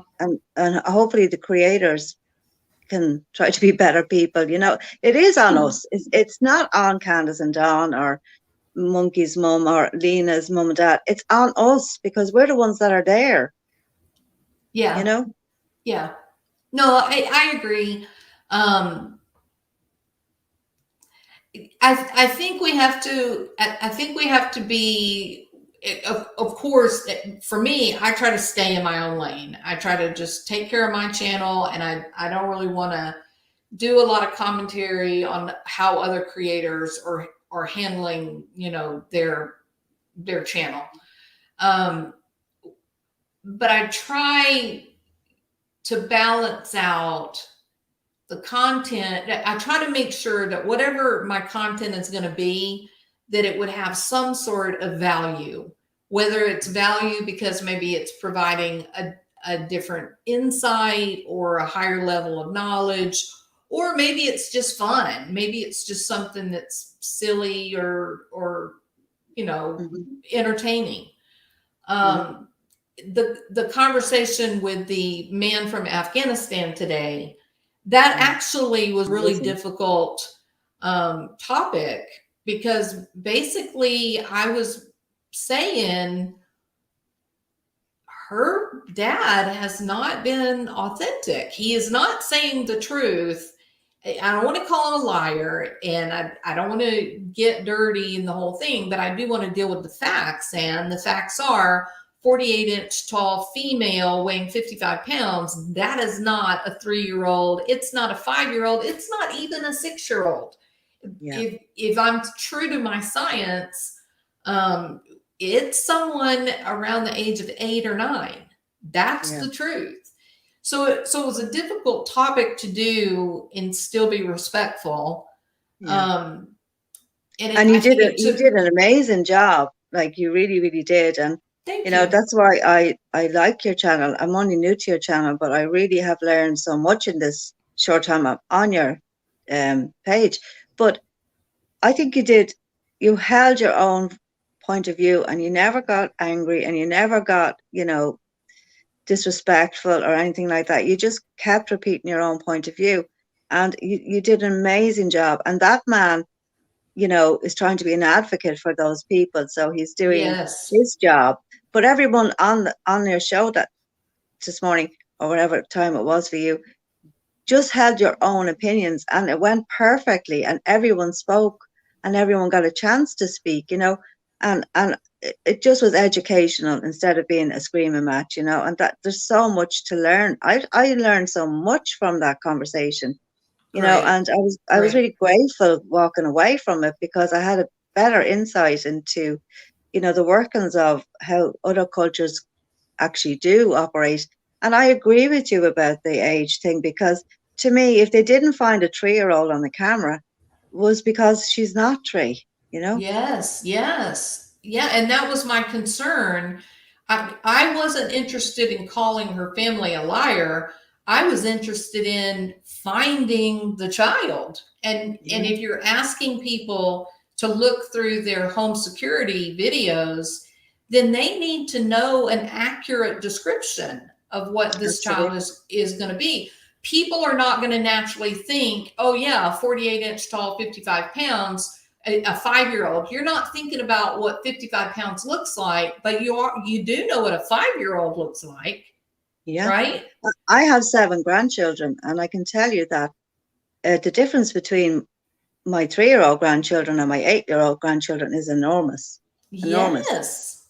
And the clothes they'd wear, you know, how they would hold themselves as they were walking would be very, very different to a 3-year-old running down after their mum, or, you know, just sauntering along. They hold themselves very differently, and they would wear very different type outfits to a 3-year-old, you know. So Yeah. it is very important. And you know, I was really happy that you got that point out there. And I think it's very a vital point that really needs to be brought up. And maybe the police don't are not aware of that themselves. I don't know. Maybe they are. But you know, these things really can help a case, you know, at the end of the day. And that's why we Yeah. need to focus on the things that help and not the things that harm, you know. Yeah. So, you Yeah. know, I'm going to go. But listen, thank you so much for giving me a chance to speak to you. And I really love your show. And happy New Year to you and all your subs. Thank Thank you so you. much. Thank you, Susie. I'm really grateful that you came up on panel, and you're always welcome. So thank you so Thank you. much, and Thank you. Happy New Year from across the Happy New pond. Year. Yes, Happy New Year. Thank you Uh, so much. Bye, everybody. all right. So that is Susie from across the pond. So she is wonderful. Thank you so much for being a part of the channel. I really appreciate it. Um, yeah, so I think that's a great. I think that was a great message to kind of end this live.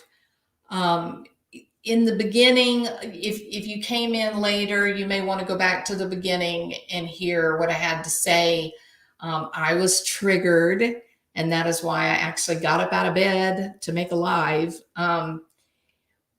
But what I said, I mean, I think um, we have to remember that whatever we choose to focus on will become a part of who we are. And if you are a person who is building a channel based on pointing out the bad things about others, then be careful, because you may become the bully, right? I mean, it's the whole Nietzsche problem. So I think Susie's take on the content with ESAT today, and this idea of, do we make videos for their salacious um, content in true crime, or are we making content that has a purpose, that it has a utility, or holds some kind of interesting perspective? Or do we make content because it's emotional and kind of sleazy and gets extra attention so we get more money? That's the heart of the problem, right? So if you don't like bullies, don't become a bully. And if you genuinely want to be a YouTube creator in the true crime genre, then why don't you just make some true crime content instead of pointing out all of the true crime creators and what's wrong with them? YouTube themselves developed a platform where they want people to voice their opinions, and they're willing to sell ad space so that that opinionated creator can get a paycheck. It is not up to you to decide which people's opinions are valuable and have merit and which people are not. You may not like their opinions, But you don't have to, because it's their opinion. If you have an opinion that you feel is worthy of being heard, then just make you some content. But again, do you want to become a bully by pointing out all that is lacking in other creators? I don't think so. Bullies are bad people. All right. I'm done. Yeah? Okay. Thank y'all so much. Hey, Wrinkle and Crime. Thank y'all so much for being here. Really, I really didn't expect that there would be anybody up at this time of day. So I am humbly blessed and grateful to all of you guys. Shalimar, I am going to my email right now to read what you sent to me. So thank you for that. Spare me having to watch the drama. I don't want to watch it. So, Susie was amazing. So everybody, thanks Susie for going up on panel. She's so well spoken and interesting. I really appreciate it. Thank you, guys. Truly, you're a nice person. Hey, Mystic Walk. Hey, how are you? We're here all hours. I'm beginning to believe you, Mystic. Yeah. Okay, no more cheated. Thank you so much for being here. Allie, you're amazing. Thank you so much. So everybody, thank y'all. Mods, I appreciate it. We are January 1, 2022. I hope you get your first day of the new year off to a great start.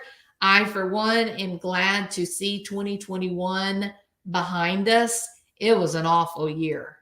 Yeah, it was a terrible year. So hopefully we're going to be moving into brighter days with less little bugs running around to make us all have to stay home from work, and things will get better, right? Until then, maybe we should just worry about making our own little part of the internet better by treating each other with dignity and respect, even if we disagree with one another. All right? Okay. I'm going to go try to get in bed and sleep a few hours. I hope that I can. So if it's nighttime where you are, good night, sweet dreams. What do they say? Good night, sleep tight, don't let the bed bugs bite. If you are in a part of the world where the sun is shining on you, then take a walk and enjoy it. Okay. All right. I will be back another day. Talk to you later.